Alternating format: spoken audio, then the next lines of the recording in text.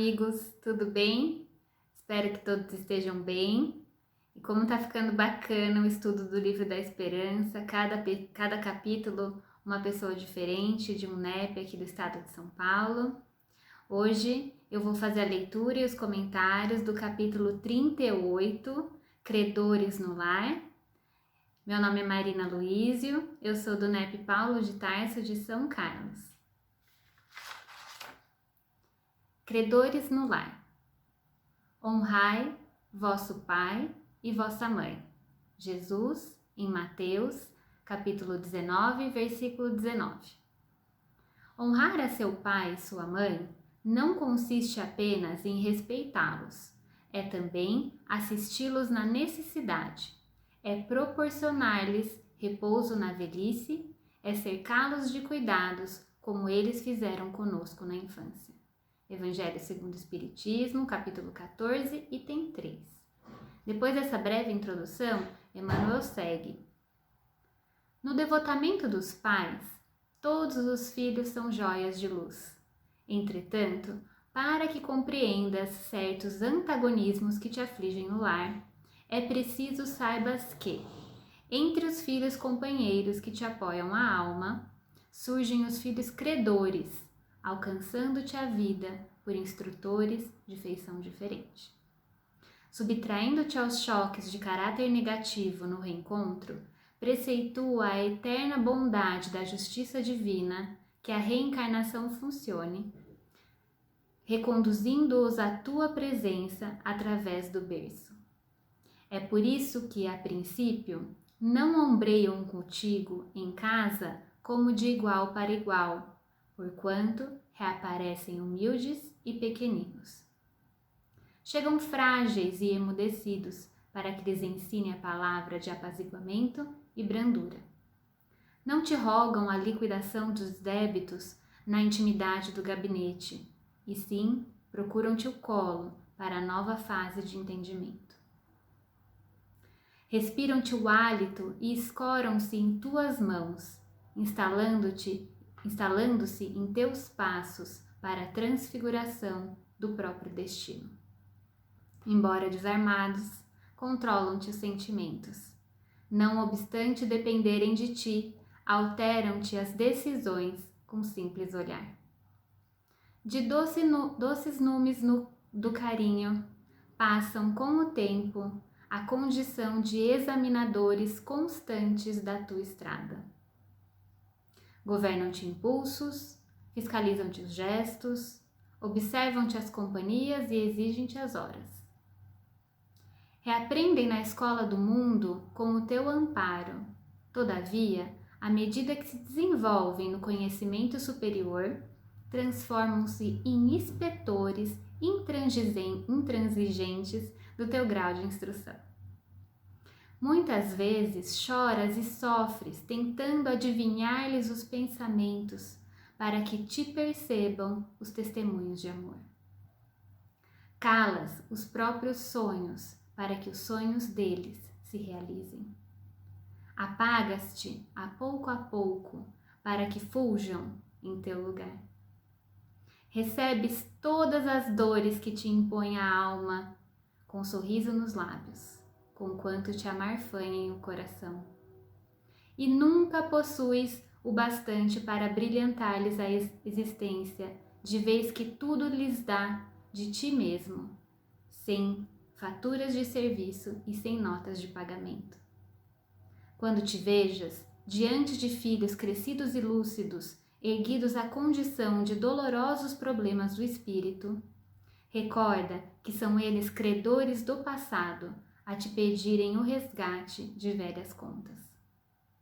Busca auxiliá-los e sustentá-los com abnegação e ternura, ainda que isto te custe todos os sacrifícios. Porque, no justo instante em que a consciência te afirme tudo haveres efetuado para enriquecê-los de educação e trabalho, dignidade e alegria, terás conquistado em silêncio o luminoso certificado de tua própria libertação.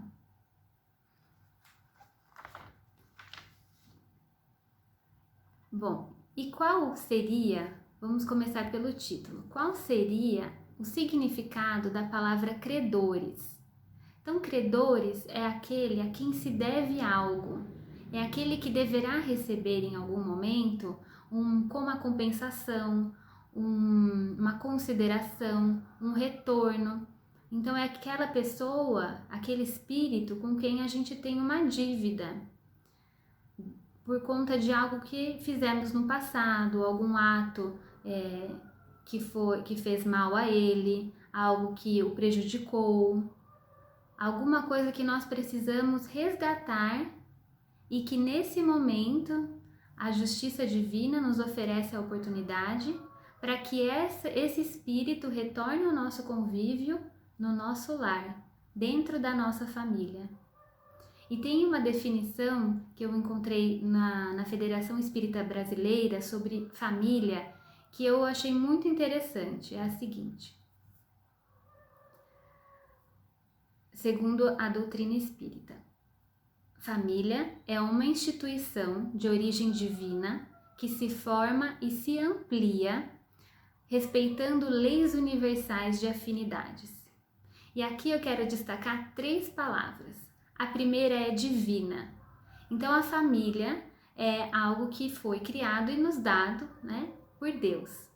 Respeita leis naturais, porque o homem, sendo um ser social que necessita dos outros para viver, para aprender, para evoluir, ele tem nos laços de família esses laços sociais um pouco mais apertados, mais justos, para que nesse núcleo menor e específico, a gente aprenda ao que é o amor, a exercitar o amor, a exercitar a caridade. Então é o primeiro local onde a gente tem essa oportunidade, a nossa primeira escola. E a partir de aí, então, a gente leva esse aprendizado para a sociedade, ampliando a nossa ação durante a nossa encarnação. Então, Deus quis que dessa forma, com a família, a gente aprendesse a nos amar como irmãos. E no lar é onde a gente tem essas oportunidades de aprendizado para se exercitar, principalmente no campo afetivo, desenvolvendo a solidariedade, a fraternidade, enfim, o amor. Então, a família tem essa função extremamente importante, educadora e regeneradora para os espíritos. A segunda palavra dessa definição de família que eu quero destacar é amplia. Então aqui é muito bonito porque ele mostra qual que é o nosso futuro. Então a gente vai ampliando os nossos laços de amor cada vez mais, até o ponto que a gente vai se tornar uma única família universal, uma comunidade, uma unidade em comum de amor em Deus e em Cristo também. A terceira palavra é afinidade. Então, família é uma instituição de origem divina que se forma e se amplia segundo leis universais de afinidade. E afinidade aqui não é no sentido apenas de pessoas afins ou pessoas com quem eu tenho uma afeição ou um afeto. Aqui a gente vai falar de uma questão mais ampla, a questão de tendência a combinar-se. Então, seguindo a lei de sintonia. Então, a sintonia é uma lei que une, que estabelece vínculos entre seres de acordo com as suas ações e reações. De acordo com as nossas responsabilidades, a gente vai se unindo a pessoas, tanto pelo amor, quanto também com os nossos credores, aqueles a quem a gente precisa resgatar e aperfeiçoar o nosso relacionamento. Então, Emmanuel nos mostra que essa oportunidade de reencarnação que é colocado de volta ao nosso convívio para aparar essas arestas dentro do lar, faz muito sentido dentro da família. Mas a gente vê que junto com então os filhos companheiros, surgem esses filhos credores, né? Emmanuel trouxe também no início do capítulo 2 trechos do Evangelho sobre qual é o papel, como deve ser o relacionamento de um filho com os pais. Então, honrar pai e mãe. Isso vai muito além do dever apenas de amar. O honrar estabelece um sentimento de gratidão em relação aos nossos pais, por eles serem a ponte que nos permite reencarnar na Terra. Então, como espíritos imortais, a gente precisa de um corpo material para estar aqui no planeta e poder avançar, evoluir e seguir com o nosso planejamento reencarnatório. Sem os nossos pais, isso não seria possível. Então, a gente tem, como diria André Luiz, numa psicografia do Chico Xavier, no livro Evolução em Dois Mundos, que essa dívida com os nossos pais é impagável, porque essa ponte que eles nos oferecem entre os dois mundos é fundamental para a gente. Então, a gente deve aos pais muito mais além do amor. Tudo que a caridade manda para com o próximo, amor, respeito, atenção, a gente deve ainda mais para os nossos pais. Então, honrar pai e mãe. Mas os filhos credores nem sempre trazem, a gente tem esse relacionamento com os filhos credores por conta de débitos do passado, que a gente precisa reajustar, né?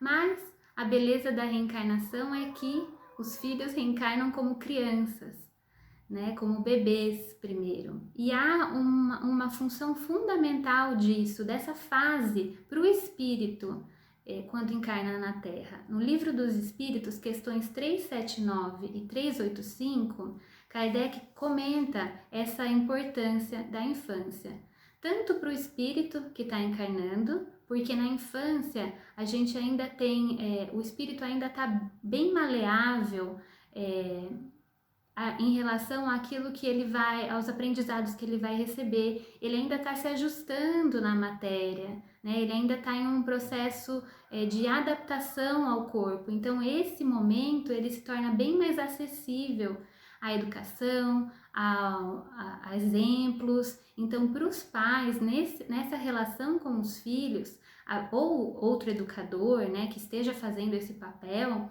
é extremamente importante aquilo que é passado durante a infância, porque pensando nós, né, como espíritos, é nesse momento que a gente está mais maleável e mais suscetível a certos aprendizados que vão nos ajudar durante essa encarnação a cumprir com a nossa programação. Então, muito importante. Mas, por outro lado, para os pais também receberem os filhos como um neném, como uma criança dependente, frágil, que chora, que não fala ainda, né? Isso também gera uma relação e um sentimento de amor, de carinho, de cuidado, fortalecendo esse laço dentro da família. Principalmente, né, em relação a espíritos que talvez a gente não tenha tanta afinidade ainda, né, onde o sentimento poderia ser, como Emmanuel diz, se ele ombreasse lado a lado conosco, fosse mais difícil por conta desse choque. Então, a justiça, a bondade, a infinita sabedoria divina faz com que, nesse renascimento, ele venha, encarne, né, passe pela infância para ajustar isso. Mas Emmanuel fala que depois de um certo tempo, esse espírito começa a ficar diferente, começa a ser um inspetor dos pais, começam a surgir os atritos, né?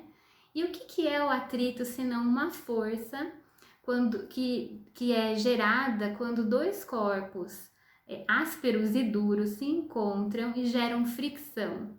E essa fricção vai aparando esses corpos duros e esses corpos ásperos, tornando eles mais lisos, mais moldados, né, mais ajustados. Então, por isso que os filhos credores também são instrutores, né? E por isso que é essa bênção também do convívio que vai lapidando o relacionamento para cada vez mais a gente seguir rumo ao amor verdadeiro, ao amor fraterno, que é o nosso caminho, o nosso futuro. Então, por isso, né, os filhos credores. Mas depois que eles se tornam mais velhos, né, diz também aqui no Livro dos Espíritos, nessas questões, explicando por que eles mudam tanto a personalidade. É que a partir do momento em que se passam os anos e que essa dependência do filho em relação aos pais não é mais tão necessária, o espírito, as características do espírito, a personalidade do espírito vão surgindo com mais força. Passa o período de maleabilidade, né, onde o espírito está ali mais suscetível ao contato com os pais, e ele vai se revelando, vai se mostrando assim como ele é. E aí surgem então os atritos, que são uma boa maneira da gente também evoluir e se reajustar.